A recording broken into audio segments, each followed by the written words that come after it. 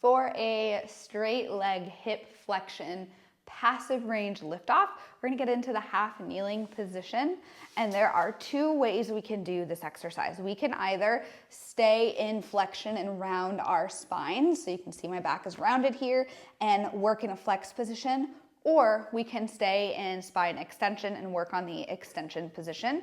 It's really up to you in what the goal is or what your program says. So adhere as it is written. So I'm gonna demo the rounded spine.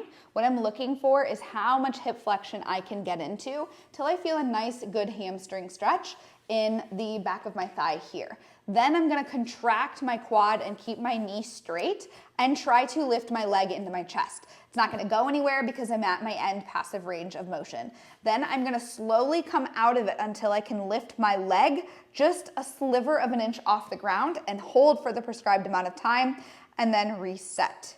That is going to be 1 rep of the passive range liftoff. So again, get into that end range position, squeeze the quad, come out of it, lift the leg and hold.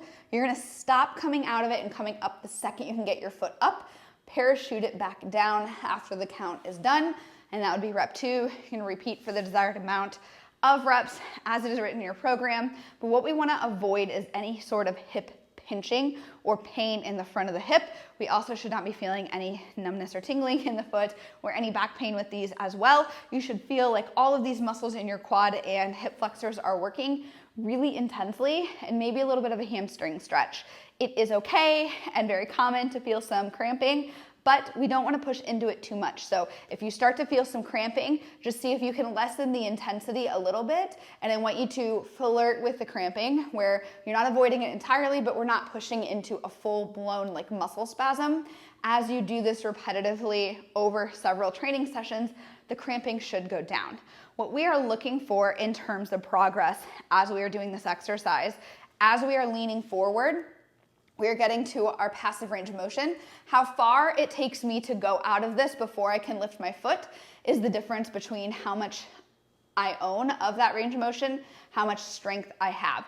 So we are looking for the ability to get the foot up earlier without a bunch of compensations. Common compensations are gonna be bending the knee, rotating it out, and really kind of just rounding everything and coming back really far. Again, if you're gonna be in rounded position for your spine, stay there. If you're gonna work in more of an arched position for your spine, stay there. And then from there, we can work on our building our strength in more of our passive range of motion. And you should see that you are able to do that progressively over time.